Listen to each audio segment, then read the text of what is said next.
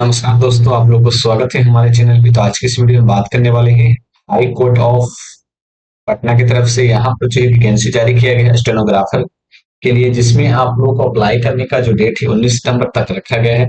इस वीडियो में हम बात करने वाले हैं कि इसका जो है आप लोगों का कितना वैकेंसी है, कौन से कैंडिडेट एलिजिबल है, कितना फीस लग रहा है, इसमें सारी जानकारी बात करने वाले हैं। सिलेबस क्या रहने वाला है, जो भी कैंडिडेट इस फॉर्म को भरना चाहते हैं वैसे कैंडिडेट के लिए ये जानना जरूरी है कि आप लोग इसके बारे में जान लें कि ये जो फॉर्म है इसका एग्जामिनेशन पैटर्न क्या है। नहीं तो आप लोग का बिना मतलब में आप लोग का 1100 रुपये फीस लग जाएगा। ठीक है, तो सारी डिटेल इस वीडियो में बात करने वाली है, तो इस वीडियो को पूरा देख लीजिएगा।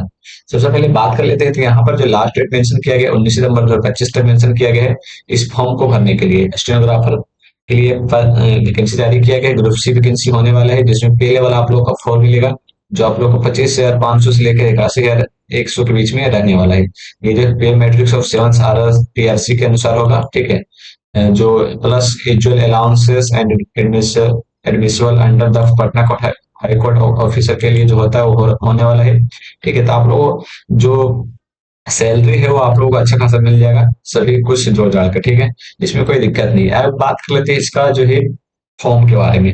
तो जो अनरिजर्व कैटेगरी के जो फॉर्म है, ठीक है, उसके लिए वो 31 पोस्ट पिछला साल का बचा हुआ है। साथ में आप लोग को यहाँ पे बैकअप बैकलॉग वैकेंसी एक है और टोटल नंबर वैकेंसी यहाँ 32 हो गया है। यहाँ पर देखिएगा तो इकोनॉमिकल वीकर के लिए, सेक्शन के लिए, बैकवर्ड के लिए, इस प्रकार से आप लोग को सारे कैंडिडेट के लिए वैकेंसी देखने को मिल रहा होगा। ठीक है, टोटल यहाँ पर जो वैकेंसी जारी किया गया 111 वैकेंसी जारी किया गया, जिसमें आप लोग यहाँ पर देखिएगा तो बैकलॉग जो कैंडिडेट है वो बचे हुए हैं रिजर्व पोस्ट के लिए, वो कैंडिडेट यहाँ पर 44 बैकलॉग है यहाँ पे आप लोग को। उसका फिर यहाँ पर और जनरल रिजर्व पोस्ट जो आप लोग है 44 है। तो आप लोग सब लोग कुछ देख लीजिएगा कितना पोस्ट बच रहा है, सब कुछ लेकर और कितना बच रहा है उसके अनुसार भरिएगा। ठीक है, यहाँ पर आप लोग पैसा भी क्योंकि ज्यादा लग रहा है। अब बात कर लेते हैं इसके एलिजिबिलिटी क्राइटेरिया के बारे में। तो नेशनलिटी आप लोग को होना चाहिए इंडियन इस फॉर्म को भरने के लिए। उसका नीचे देखिएगा तो आप लोग को नीचे दिया गया है यहाँ पे कि यहाँ पे जो आप लोग को जिस एग्जामिनेशन यहाँ पर देखिए candidate in which case of certificate of eligibility necessary but the same has neither been issued they are not refused they are admitted to an examination a interview and he may also provisionally appointed subject the necessary certificate being obtained the issue। यानी कि यहाँ पर ये कहा जा रहा है कि अगर आप लोग का अभी तक मार्कशीट या सर्टिफिकेट नहीं आया तो आप लोग जो है प्रोविजनली यहाँ पर जा सकते हैं, इंटरव्यू जब लिया जाएगा तो। ठीक है, यहाँ पर आप लोग को मेरिटल स्टेटस पूछा जाएगा। ये mail candidate who has more than one wife alive, female candidate has been married person already wife alive not be eligible. यानी कि यहाँ पर ये कहा जा रहा है कि mail candidate who has more than one wife alive, ठीक है, यानी कि एक से ज्यादा पत्नी होगा, या फिर फीमेल जो रहेगा candidate who has married a person already having a wife. ठीक है, तो यहाँ पर वो कैंडिडेट नहीं एलिजिबल होंगे। फिजिकल फिटनेस यहाँ पर दिया गया, no person set with requirement of unless good mental health and physical health. ठीक है, ये बस होना चाहिए और कुछ नहीं। एज लिमिट की बात करें, एज लिमिट आप लोगों को मेंशन कर दिया गया है, जिसमें आप लोग देखिएगा तो आप लोगों का मैक्सिमम एज जो है 57 ईयर्स जो जनरल वाले कैंडिडेट है, 40 ईयर्स जो AWS कैंडिडेट है, 40 ईयर्स जो आप लोगों का जो BC और EBC कैंडिडेट है, SC ST 42 ईयर दिया गया है, और जो OS कैंडिडेट है यानी लोकोमेटर अनरिजर्व कैटेगरी वाले कैंडिडेट उनके लिए 47 साल का एज लिमिट मेंशन किया गया है। ठीक है, क्वालिफिकेशन की बात कर लेते हैं कि इसमें क्वालिफिकेशन आप लोगों को क्या मांगा जाएगा। तो जैसे स्टेनोग्राफर पद के लिए वैकेंसी जारी किया गया है, तो इसमें आप लोग को मिनिमम जो क्वालिफिकेशन रहेगा 10+2 ही रहने वाला है। जैसा कि आप लोग यहाँ देख सकते हैं 10+2 pass from the recognise board या इंडस्ट्री। ठीक है, उसके बाद certificate of English short hand and English typing from the recognise institute and diploma certificate at least 6 month course in computer application from the recognized institution and the minimum 80 words per minute English and shorthand and the minimum 40 words per minute of typing. यानी कि यहाँ पर ये कहा जा रहा है कि आप लोग को 10+2 होना चाहिए, फिर शॉर्ट हैंड होना चाहिए। शॉर्ट हैंड के लिए आप लोग को ये भी बताया गया है कि 80 वर्ड्स पर मिनट होना चाहिए, और जो यहाँ पे टाइपिंग होगा 40 वर्ड्स पर मिनट होने वाला है। क्वालिफिकेशन की बात करें, प्रीफरेंशियल क्वालिफिकेशन एक कैंडिडेट हुआ है territorial army for minimum period of 2 years, ये भी आप लोग का रहेगा तो आप लोग फॉर्म को भर सकते हैं। बी सर्टिफिकेट आप लोगों को रहेगा तो भी आप भर सकते हैं। कोई भी आप लोगों को कंप्यूटर से रिलेटेड जो कोर्स है वो 6 मंथ का होना चाहिए। उसके बाद फिर यहाँ पर रिजर्वेशन कैटेगरी के बारे में दिया, कौन से कैंडिडेट को कितना रिजर्वेशन मिलने वाला है। वही यहाँ पर बात कर लेते हैं कि कितने कैंडिडेट और जनरल रिजर्वेशन में है। सारी जानकारी यहाँ पे आप लोगों को मेंशन कर दी गई है पहले से। तो फॉर्म को भरने से पहले आप लोग एक बार देखिएगा, ताकि आप लोग फॉर्म करने से पहले एक बार विचार करें, या फिर आप लोग जब भरिएगा तो आप लोगों को ध्यान में रहे कितने सीट पे आप एग्जामिनेशन के लिए फॉर्म भर रहे हैं। रिटन टेस्ट की बात करें तो रिटन टेस्ट आप लोग को देखने को मिलेगा पार्ट ए में, जिसमें आप लोग को English short hand computer typing test होने वाला है। इंग्लिश शॉर्ट हैंड होगा, साथ में कंप्यूटर टाइपिंग टेस्ट होगा, जिसमें इंग्लिश शॉर्ट हैंड में हमने बता ही दिया कि 80 आप लोग का स्पीड होना चाहिए, 80 वर्ड पर मिनट। वहीं बात करें कंप्यूटर टाइपिंग टेस्ट में आप लोग को 40 वर्ड पर मिनट होना चाहिए। पार्ट बी की बात करें तो MCQ based objective type question होंगे पार्ट बी में। उसके बाद फिर आप लोग का सी में जो है, पार्ट सी में इंग्लिश टाइपिंग टेस्ट होने वाला है, ठीक है। इंग्लिश टाइपिंग टेस्ट आप लोग को यहाँ पे होगा। उसका फिर बात कर लेते हैं यहाँ पर आप लोगों को minimum qualifying standard, minimum qualifying. इसका रिटन टेस्ट के बाद क्या होगा कि यहाँ पर देख सकते हैं, ये तीनों होने के बाद, इंग्लिश टाइपिंग टेस्ट होने के बाद इंटरव्यू लिया जाएगा। उसका फिर मिनिमम क्वालिफाइंग स्टैंडर्ड की बात करें तो इसमें जो है जो भी candidate 40% in written test, 85% ability in English short hand typing and 90% ability in English typing, 30% of interview, ठीक है। ये आप लोगों को होना चाहिए क्वालिफाइंग स्टेटस।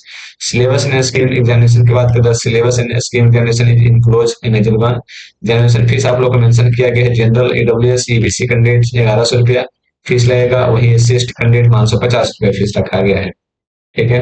तो ये आप लोग को फीस लगने वाला है, फीस थोड़ा सा हाई है, इस बात को देख लीजिएगा, ठीक है। सेंटर ऑफ एग्जामिनेशन मेंशन किया गया है। उसके बाद फिर नीचे आइएगा तो नीचे आप लोग को जो है सिलेबस देखने को मिल जाएगा, ठीक है। यहाँ पर आप लोग को पेज नंबर 30 में आप लोग आइएगा तो यहाँ पे सिलेबस देखने को मिलेगा, जिसमें आप लोग को बताया गया है syllabus and scheme of examination, ठीक है। यहाँ पर the stenographer requirement recruitment examination 2025, यहाँ पे 2 स्टेज होने वाले रिटन टेस्ट इंटरव्यू के लिए, इसमें आप लोग किस प्रकार से आप लोग का जो है यहाँ पे सिलेबस और स्कीम एग्जामिनेशन स्कीम होने वाला है। सबसे पहले पार्ट ए की बात करें तो पार्ट ए में यहाँ पे आप लोग को मेंशन किया गया है, पार्ट ए के लिए English short hand and computer typing test. English short hand का हमने बता ही दिया, जो स्पीड रहेगा 80 वर्ड पर मिनट, और यहाँ पे 320 वर्ड आप लोग को टाइपिंग वहां पे करना होगा शॉर्ट हैंड में। टाइपिंग टेस्ट आप लोग को जो होने वाला है वो 40 वर्ड पर मिनट होगा, ठीक है। रिवीजन ऑफ पैसेज रहेगा, ट्रांसक्रिप्शन ऑफ पैसेज, जिसमें आप लोग को मैक्सिमम मार्क्स रहेगा 100 मार्क्स का, और मिनिमम क्वालिफाइंग मार्क्स 85 मार्क्स रखा गया। 85 मार्क्स लाते हैं तभी क्वालिफाई कर पाइएगा। ड्यूरेशन आप लोग का 4 मिनट दिया जाएगा, और यहाँ पर जो है फिर यहाँ पे 7 मिनट रिवीजन के लिए, और ट्रांसक्रिप्शन के लिए यहाँ पे 15 मिनट आप लोगों को दिया जाएगा, ठीक है। यानी कि यहाँ पर ये सीधे तौर पर ये कहा जा रहा है कि जब आप लोग शॉर्ट हैंड या फिर टाइपिंग टेस्ट कीजिएगा तो आप लोग को 4 मिनट टाइम दिया जाएगा, और यहाँ पे रिवीजन पैसेज के लिए, पैसेज पढ़ने के लिए 7 मिनट का टाइम, ट्रांसक्रिप्शन के लिए 15 मिनट का टाइम दिया जाएगा, ठीक है। यानी कि आप लोग को 26 मिनट मिलेंगे 100 क्वेश्चन के लिए, 100 मार्क्स के लिए, ठीक है। 85 मार्क्स आप लोग को लाना है। आगे बात कर लेते हैं यहाँ पे English language and grammar. English language and grammar और साथ में कंप्यूटर अवेयरनेस, ये दोनों सब्जेक्ट के लिए आप लोगों को 30 मार्क्स और 20 मार्क्स। पार्ट बी में आप लोग होने वाला है, part B MCQ based objective type test होने वाले हैं इंग्लिश एंड ग्रामर के लिए, कंप्यूटर अवेयरनेस के लिए, जिसमें 30 और 20 नंबर, टोटल 50 नंबर का यहाँ पे एग्जामिनेशन होगा, जिसमें 30 मिनट्स टाइमिंग दिया रहेगा। आगे बात कर लेते हैं पार्ट सी में, जिसमें English computer typing test, speed 30 word per minute होना चाहिए, 400 वर्ड्स टाइपिंग करना है। 100 मार्क्स का आप लोगों को होगा, 90 मार्क्स लाना होगा, 10 मिनट आप लोगों का टाइमिंग रहेगा, 66 मिनट आप लोगों का यहाँ पे टोटल टाइमिंग दिया जाएगा। उसके बाद फिर यहाँ पे टोटल 250 क्वेश्चन हो जाएंगे, यानी कि टोटल जो ए बी सी है, ए बी और सी तीनों एग्जाम मिलाकर 250 क्वेश्चन हो जाएंगे, और टोटल टाइमिंग मिलेगा 66 मिनट का, ठीक है। ये आप लोगों को मेंशन किया गया। रिटन टेस्ट आप लोगों को part A, part B and part C में होगा, ठीक है। There shall not be negative marking of incorrect answer in the part B of the written test, यानी कि आप लोगों को कोई भी नेगेटिव मार्किंग नहीं देखने को मिलेगा पार्ट बी में, ठीक है। बाकी सभी में देखने को मिलने वाला है। सॉरी सॉरी, पार्ट बी को छोड़कर और अदर में कोई भी नेगेटिव मार्किंग नहीं देखने को मिलेगा, ठीक है। इंग्लिश लैंग्वेज में आप लोग का एंड ग्रामर में आप लोग का क्या सिलेबस रहेगा उसके बारे में यहाँ पे मेंशन किया गया है, जो आप लोग यहाँ देख सकते हैं। आगे बात कर लेते हैं कंप्यूटर बिजनेस के बारे में। कंप्यूटर बिजनेस में क्या सिलेबस रहेगा उसके बारे में मेंशन किया गया है। उसके बाद फिर आप लोग को यहाँ पे इंटरव्यू के बारे में दिया गया है। Interview shall be 10 marks of minimum qualifying marks shall be three, ये 3 मार्क्स आप लोग ले आइएगा 10 मार्क्स में, तो आप लोग इसका जो है इंटरव्यू भी क्वालिफाई कर लीजिएगा। तो ये जो है आप लोग का सिलेबस होने वाला है। साथ ही अगर आप लोग फॉर्म भर रहे हैं तो इसमें कोई परेशानी आती है सिलेबस रिलेटेड, या फिर आप लोग इसके बारे में जानकारी से रिलेटेड, तो आप लोग कमेंट बॉक्स में कमेंट कर सकते हो। धन्यवाद।